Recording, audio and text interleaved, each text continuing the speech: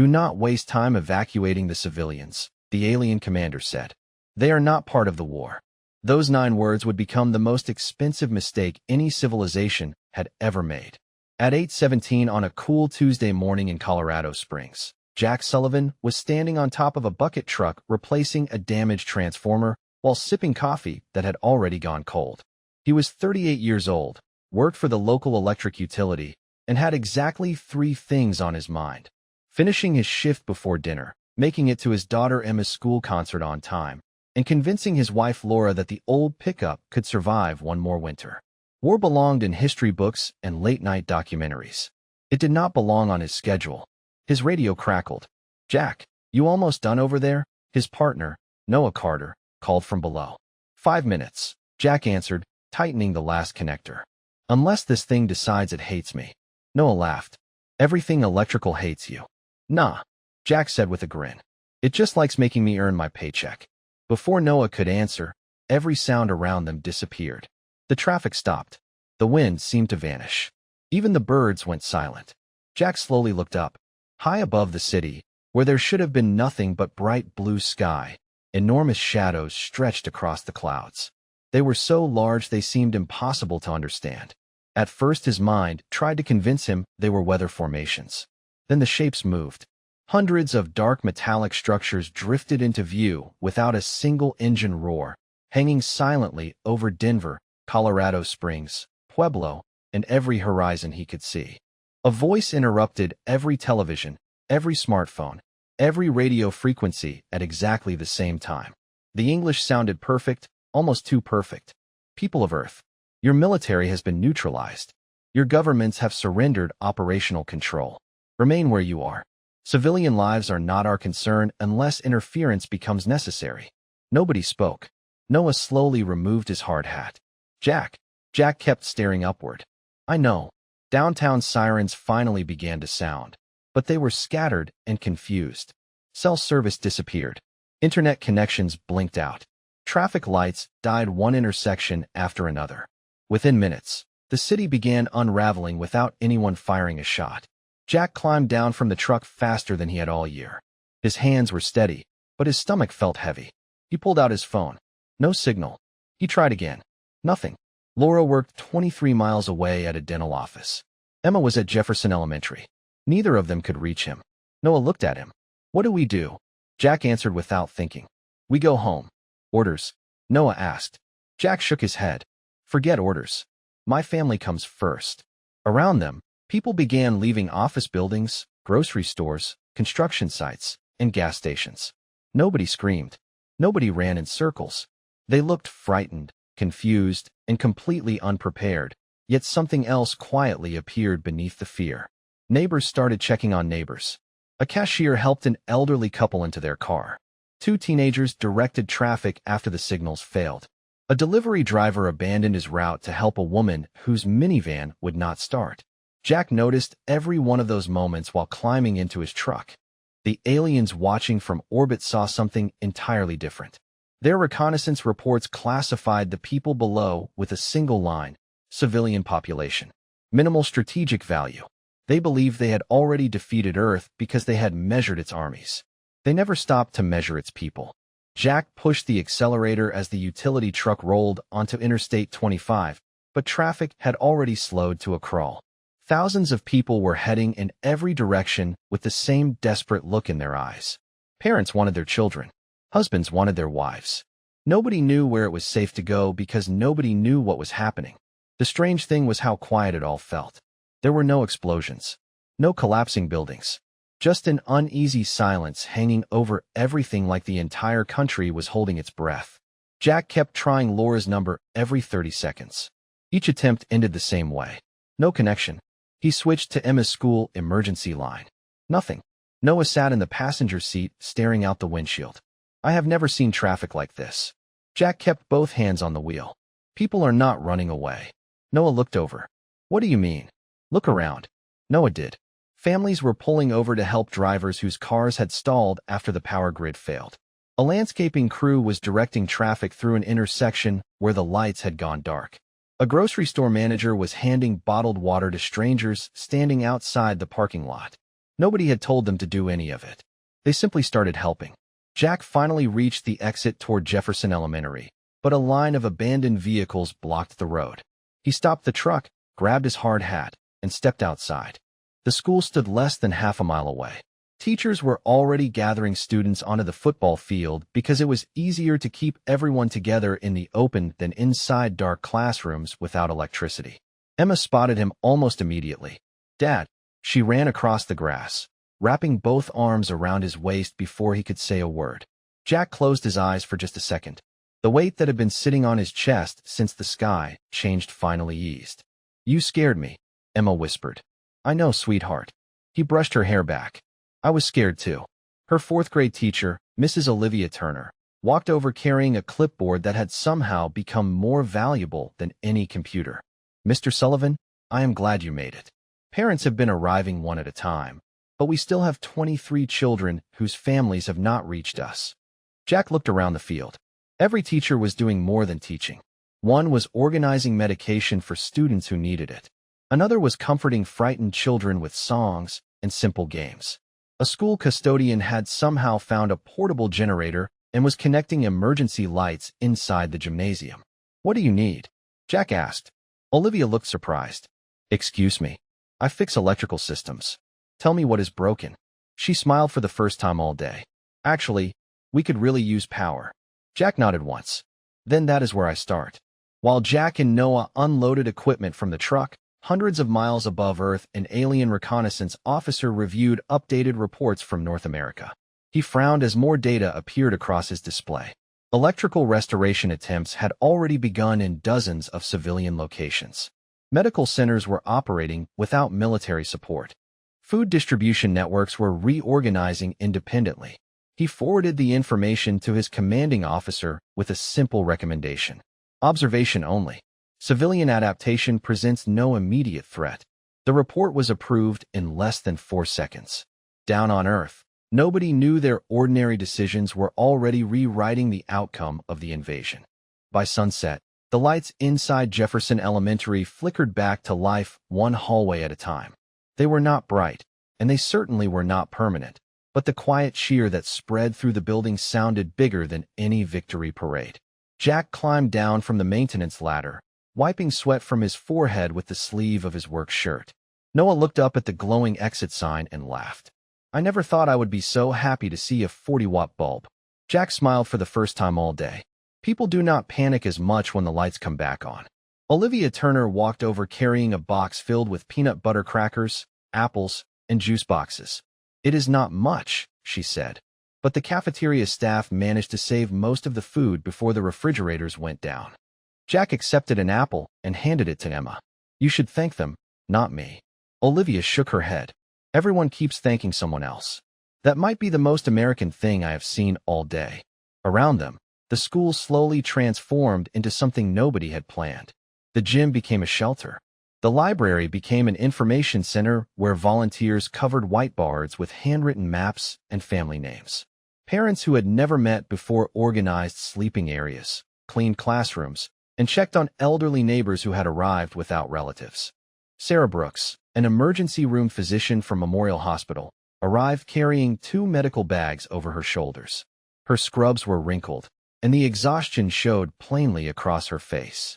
"Is anyone here with electrical experience?" she asked. Jack raised his hand.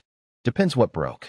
Our backup generator is holding, but one of the portable refrigerators stopped working. We have medication that needs to stay cold." Jack grabbed his tool bag without hesitation. "Show me." While Jack disappeared toward the temporary medical station, Noah found himself helping a retired Army mechanic repair a water pump behind the cafeteria. Neither man asked where the other had served or what political party he supported. None of that mattered anymore. Every conversation started with the same question. "What do you know how to do?" Hundreds of miles away, aboard the command vessel hanging silently above North America, the Invasion Council reviewed another cycle of surveillance reports. An intelligence officer stood before a massive display showing thousands of colored markers scattered across the continent. "Military resistance remains fragmented," the officer reported. "Civilian activity continues to increase." The commander barely looked up. "Define increase." "Independent electrical restoration." volunteer medical networks, community food distribution, amateur radio communications replacing damaged infrastructure, local transportation routes reorganized without centralized leadership. Another officer let out a quiet clicking sound that passed for amusement among his species. Primitive herd behavior. The commander nodded once. Expected. Once resources diminish, cooperation will collapse into competition. The report was archived without further discussion. Back on Earth, Marcus Hale eased his 18-wheeler into the parking lot outside the school. The trailer was usually filled with construction materials, but today it carried bottled water, canned food, blankets, diapers, and pet supplies collected from small businesses that had opened their storage rooms for free. Marcus climbed down from the cab and looked at the growing crowd. "Who is in charge here?" he asked. Olivia smiled as volunteers unloaded the first pallets by hand. "Honestly," she said, "nobody." Marcus watched complete strangers working side by side like they had known each other for years. He slowly smiled. "Good," he replied. "That means everybody is." None of them realized that every simple choice they made was quietly destroying the assumptions on which the entire invasion had been built. The second morning arrived without alarm clocks, morning news, or traffic reports. Instead, people woke to the sound of generators humming outside school buildings, churches, fire stations, and neighborhood community centers. Jack had managed barely 3 hours of sleep on the gym floor before someone gently tapped his shoulder. It was Noah, holding 2 paper cups filled with coffee that tasted more like warm water than coffee. "Best I could find," Noah said with a tired smile. Jack accepted it anyway. This might actually qualify as a crime back in normal times. Noah chuckled. Normal feels like a lifetime ago. Before either man could say another word, Sarah Brooks hurried across the hallway carrying a clipboard.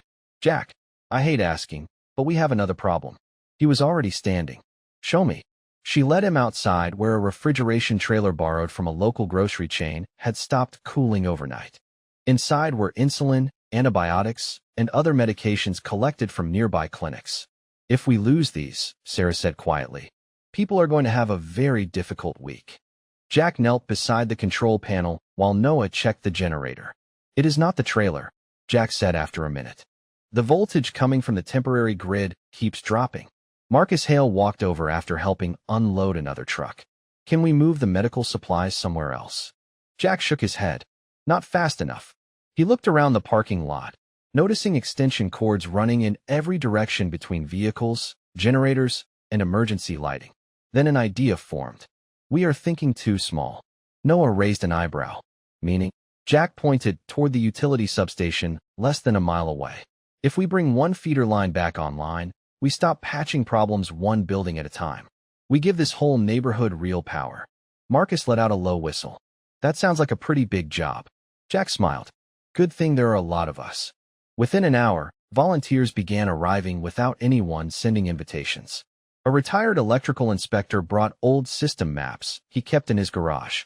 2 apprentice linemen from another county showed up after hearing rumors over amateur radio frequencies. A woman who owned a hardware store unlocked her warehouse and simply handed people whatever tools they needed. Olivia organized sign-in sheets so nobody got overlooked. Sarah coordinated water and first aid for the crews. Nobody argued over titles. Nobody waited for permission. They just started working. High above the Rockies, another surveillance update reached the alien command vessel. The same intelligence officer stood before the commander looking noticeably less confident than the previous day. "Civilian infrastructure restoration has accelerated." The commander folded his hands. "Military involvement? Minimal. Government direction? None detected." Another officer leaned toward the display. "Explain the coordination." The intelligence officer hesitated. "We cannot identify a command structure." Silence filled the chamber for several seconds. Finally, the commander dismissed the report. Every primitive society forms temporary survival groups after disruption. Continue observation. The meeting moved on to more important topics, or at least topics they believed were more important. Back in Colorado Springs, Jack looked across dozens of ordinary Americans climbing utility poles, carrying cables, directing traffic, preparing meals, fixing pumps, organizing supplies, and solving one problem after another. Emma walked beside him carrying a box of bottled water that was almost too heavy for her. "Dad," she asked, "are we winning?" Jack looked at the people around him before answering. I do not know if we are winning yet. He smiled softly as another section of the neighborhood suddenly lit up behind them. But I do know we never stopped showing up for each other, and I think that surprised somebody a whole lot more than it surprised us. 3 days after the sky changed, the biggest surprise was not that people were still alive. It was that everyday life was quietly rebuilding itself without anyone waiting for permission. Jack stood inside the neighborhood substation, with Noah tightening the final connections on a replacement breaker salvaged from an abandoned industrial warehouse. The steady hum that followed sounded almost comforting. There she goes, Noah said, watching another row of indicators turn green. Half this side of town has power again. Jack leaned against the control cabinet and took a slow breath. Not because we are smarter than anybody else. Noah looked over. Then why? Jack smiled. Because somebody always knows somebody who can fix the next problem. That pattern repeated everywhere. Marcus Hale had become something nobody had expected. Every morning his 18-wheeler rolled out with a different trailer. One day it carried bottled water. The next it hauled fuel. Then medical supplies. Then portable generators. Nobody paid him. Nobody assigned him routes. Small towns simply shared handwritten maps over amateur radio operators, and Marcus drove wherever the need was greatest. Sarah Brooks noticed the same thing inside the temporary clinic. She no longer recognized half the volunteers helping patients. A retired veterinarian organized medical supplies. A college chemistry professor helped sterilize equipment. A local restaurant owner prepared meals for patients with dietary restrictions. Every hour someone new walked through the doors asking the same question. What needs to be done? Olivia Turner transformed the school library into something resembling a community headquarters. The shelves still held history books and science projects, but the tables were now covered with paper maps, handwritten supply lists, family contact boards, and neighborhood schedules. Emma sat beside 2 other children drawing colorful signs that read "Thank you" and "Welcome home." Olivia smiled as she watched them. Children always find a way to remind adults what we are fighting to keep. Hundreds of miles overhead, another strategy meeting was already underway. This time the alien commander did not sound nearly as confident. A new map filled the room with thousands of glowing markers spread across North America. Instead of fading, more of them appeared every hour. Explain this, the commander demanded. The intelligence officer adjusted several displays. Civilian logistics continue expanding. Food shortages remain below projected levels. Power restoration exceeds our predictive models. Medical response networks have become increasingly efficient. Another officer frowned. Eliminate the supply hubs. The intelligence officer hesitated. There are no identifiable supply hubs. Then eliminate the command centers. There are none. The room grew quiet. Who is organizing them? The commander finally asked. We do not know. The answer was technically correct, but incomplete. There was no single leader because every neighborhood had become its own leadership team. Every mechanic trained another volunteer. Every electrician taught basic repairs. Every truck driver shared routes. Every firefighter showed neighbors how to respond safely during emergencies. Knowledge spread faster than any centralized order ever could. Late that afternoon, Jack climbed onto the roof of the school to inspect newly installed solar panels donated by a local contractor. From there, he could see lights returning across entire neighborhoods. Smoke no longer rose from emergency generators because permanent repairs were replacing temporary ones.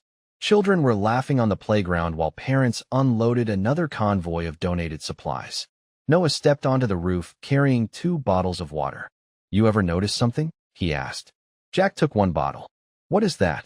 Noah pointed toward the neighborhoods stretching toward the mountains. Nobody here is waiting for somebody else to save them. Jack looked across the city for a long moment before answering. Maybe that is exactly what they never understood about us. Far above them, another surveillance drone quietly transmitted the same impossible conclusion back to orbit. Earth was not recovering because its institutions had survived. Earth was recovering because millions of ordinary people had decided that helping the person next door was simply what came next. The first alien ground survey teams finally began walking through American neighborhoods expecting to find fear, disorder, and desperate people waiting for instructions. Instead, they found something their intelligence models could not explain.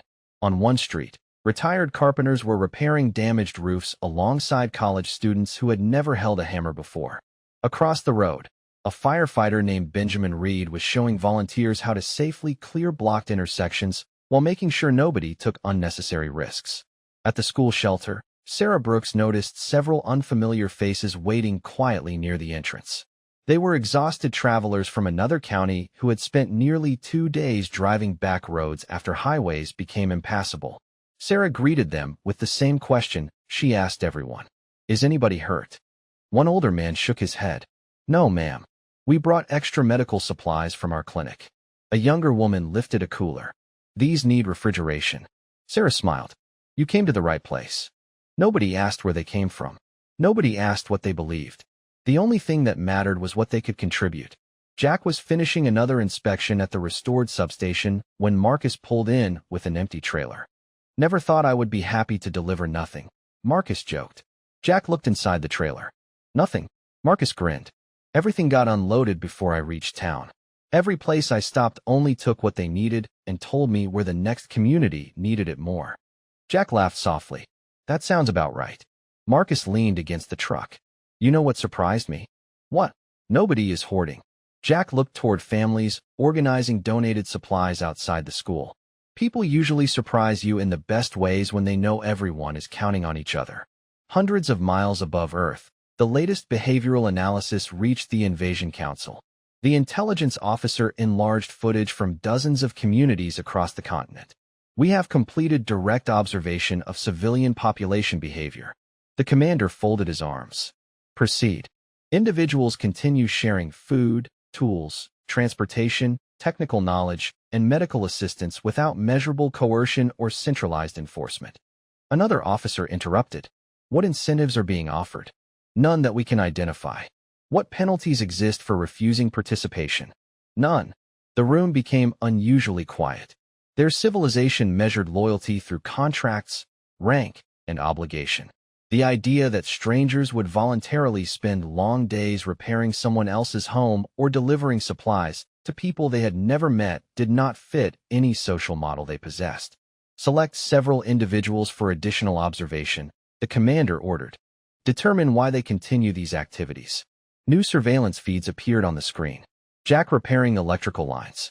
Sarah treating patients long after she should have rested. Marcus driving across 3 states with donated supplies. Olivia organizing classrooms into family shelters while children continued reading lessons between volunteer shifts. The intelligence officer looked up from the report. "These individuals hold no military rank." "Then why are they behaving like strategic assets?" the commander asked. No one answered because no one could. That evening, Emma sat beside her father outside the school, watching porch lights slowly return across the neighborhood. "Dad," she asked, "do you think they understand us yet?" Jack watched neighbors wave at one another as another family arrived with homemade soup for the volunteers. He smiled and shook his head. "Not yet, sweetheart." Emma looked up at the stars where silent ships still hung above the earth. "Will they?" Jack thought for a moment before answering. "Maybe someday. But first they have to understand that around here, helping each other is not something special." He glanced toward the busy parking lot filled with mechanics, teachers, nurses, truck drivers, electricians, and ordinary families working side by side. It is just what we call being neighbors. A full week had passed since the first ships appeared, and something unexpected was happening. The neighborhoods were no longer simply surviving. They were learning. Every problem that appeared in one town seemed to become a lesson for the next. Jack stood over a folding table inside the school library where hand-drawn maps now covered nearly every wall. Colored markers showed restored power lines, fuel supplies, medical stations, and community kitchens. Olivia walked in carrying another stack of handwritten notes. "These came from a church about 20 miles north," she said. "They figured out how to keep their water system running with backup generators." They wrote down every step. Jack smiled as he accepted the papers. "Make copies for everyone." Marcus looked up from his portable radio. "Already ahead of you. 3 counties asked for the same information an hour ago." Sarah stepped inside after finishing another shift at the clinic. She looked exhausted, but she was smiling. "The clinic outside Castle Rock wants our patient tracking forms. Apparently, they heard ours actually work." Olivia laughed softly. "Everybody keeps borrowing everybody else's ideas." "That is the point," Jack replied. Nobody owns a good idea if it helps people stay alive. The school had quietly become something much larger than a shelter. Mechanics taught basic vehicle maintenance in the parking lot.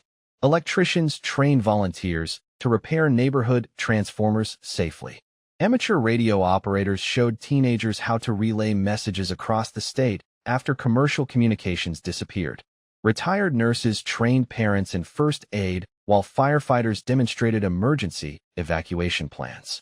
Nobody called it a command center because it was not one. It was simply people teaching whatever they knew to anyone willing to learn.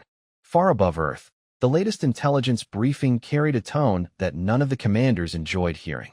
The lead analyst enlarged several maps across the display. The civilian networks continue expanding. The commander narrowed his eyes. "We have already discussed this." "This is different," the analyst replied. "They are no longer reacting independently. They are exchanging knowledge between settlements." Another officer leaned forward. "Military communications?" "Negative. Mostly civilian radio operators, truck drivers, utility workers, teachers, medical personnel, and volunteer organizations." The commander studied the screen. Every restored town seemed to accelerate recovery in nearby communities. Every successful repair spread across dozens of others within hours. "Locate the central coordination node," he ordered. The analyst hesitated. "We cannot." "Why not?" "Because there does not appear to be one." Silence settled across the room again. Their models had predicted that removing national leadership would leave the population disorganized.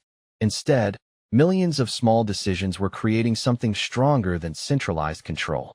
Back in Colorado Springs, Emma watched volunteers gather around folding tables after dinner. One man explained solar panels.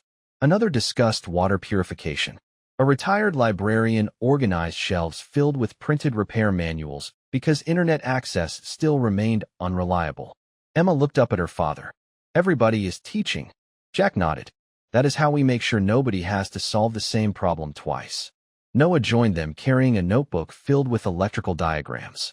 "I just finished showing 6 volunteers how to rebuild damaged service panels." Jack smiled. "How many of them were electricians?" Noah laughed. "None. Think they can do it." Noah looked toward the group practicing with old equipment under portable work lights. "By next week, they will probably be teaching somebody else."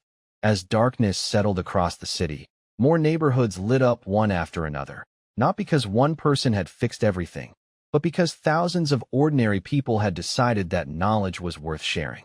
Watching quietly from orbit, the alien observers finally began recording a phrase that had never appeared in any previous invasion report. Civilian population functioning as a self-improving network. For the first time since arriving above Earth, they were no longer watching survivors. They were watching an entire society becoming stronger together. On the 10th day, something changed that nobody on Earth could see, but everyone would eventually feel. It happened hundreds of miles above the planet inside the silent command chamber of the alien flagship. For the first time since the invasion began, the commander canceled the scheduled expansion briefing and ordered every senior analyst into the room. The enormous display surrounding them no longer showed military installations or government facilities. Instead, it was filled with ordinary places: schools, churches, volunteer fire departments, grocery stores, libraries, electrical substations, small farms, truck stops, neighborhood parks. The commander stared at the map for a long time before speaking. "Why are these locations highlighted?" The chief analyst swallowed before answering. "Because they have become the foundation of the planet's recovery. They possess no strategic value. That was our original assessment."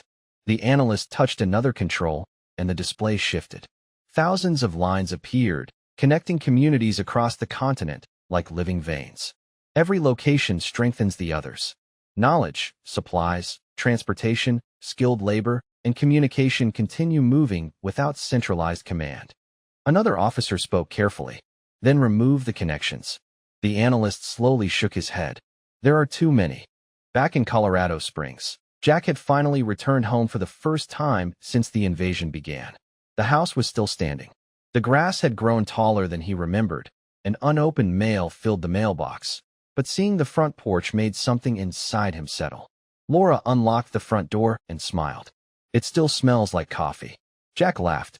"That is because I forgot to empty the coffee maker before everything happened." Emma ran upstairs and returned carrying a dusty family board game. "Can we play tonight?" she asked. Jack looked at Laura, then back at Emma. "Absolutely." Around the dining table, with battery-powered lanterns replacing the usual kitchen lights, they laughed over silly mistakes, argued about made-up rules, and forgot about the ships hanging in the sky for nearly an hour. Across the street, neighbors gathered on another front porch sharing homemade chili and fresh bread. Someone tuned an old acoustic guitar. Children chased each other across front yards while adults traded repair tips for generators, plumbing, and solar panels. Marcus parked his truck nearby after another supply run and accepted a bowl of soup from a family he had met only 2 days earlier. Sarah stopped by after leaving the clinic, finally allowing herself to sit down without looking at a patient chart. Olivia joined them carrying a stack of donated books for the children. Nobody planned the gathering. It simply happened because someone put out an extra chair. High above them, hidden observation drones quietly recorded every minute. The footage confused the analysts more than any technical report ever had. "They are socializing," one officer said. "Correct," replied the analyst. "During an active occupation, productivity should decrease. Instead, it has increased. Morale should continue declining. Instead, it has stabilized." The commander finally understood what every previous report had failed to explain. His civilization believed resilience came from institutions. Humanity drew resilience from relationships. Destroy a headquarters, and another could replace it. Remove a government, and communities adapted. Interrupt communication systems, and neighbors simply walked next door. There was no single structure holding Earth together because Earth had never depended on only one. The commander looked once more at the glowing network stretching across the planet and quietly said something that none of his officers expected to hear. "We did not misunderstand their defenses." He paused as the realization settled across the room. "We misunderstood their civilization." 2 weeks after the world had changed forever, the impossible finally happened. One by one, the enormous ships that had filled Earth's skies began moving away. There were no victory speeches, no surrender ceremonies, no dramatic announcements broadcast across the planet. They simply turned, disappeared into the darkness above, and left behind a silence that felt completely different from the one that had arrived on the first morning. Jack stood outside the restored electrical substation, watching the last silver shape vanish beyond the clouds. Noah walked up beside him with 2 cups of coffee. This time it actually tasted like coffee. He handed one to Jack and smiled. "Feels strange, does not it?" Jack nodded. "I thought I would feel relieved." "You are not." Jack looked toward the neighborhood, where children were riding bicycles again, while volunteers removed temporary cables from the sidewalks. "I am. I just think we learned something that I hope we never forget." Across town, Sarah Brooks reopened part of the hospital that had been running on emergency systems only days before. She smiled as familiar equipment powered back to life. But what stayed with her was not the technology. It was remembering the retired nurse who had returned to help without being asked, the restaurant owner who had cooked meals for exhausted medical workers every night, and the teenagers who had spent hours carrying supplies from room to room without expecting thanks. Marcus Hale parked his truck outside the school for what everyone joked would be his first normal delivery in weeks. Olivia Turner was already preparing classrooms for students to return. Emma helped tape colorful drawings back onto the walls. One picture showed neighbors holding hands beneath a bright blue sky. In one corner, a little silver spaceship was flying away. Olivia looked at the drawing and quietly smiled. "I think this belongs right by the front door." Later that afternoon, Jack and his family sat on the front porch watching the sunset spread across the Rocky Mountains. The grass still needed mowing. The fence still leaned a little to one side. There were still repairs waiting everywhere they looked. Somehow that felt comforting. Life had not become perfect. It had simply become possible again. Emma rested her head against her father. "Dad." "Yes, sweetheart." "Why did they leave?" Jack thought about the question for a long time before answering. Maybe they realized something. What? He watched a neighbor walk across the street carrying a toolbox to help another family repair a broken gate. Nobody had called him. Nobody had promised him anything. He just noticed someone needed help. Jack smiled. They thought the strongest part of this country was something they could see from the sky. Emma looked confused. "What is the strongest part then?"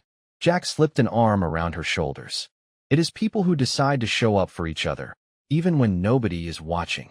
Hundreds of millions of miles away, The final invasion report was archived inside an alien historical vault.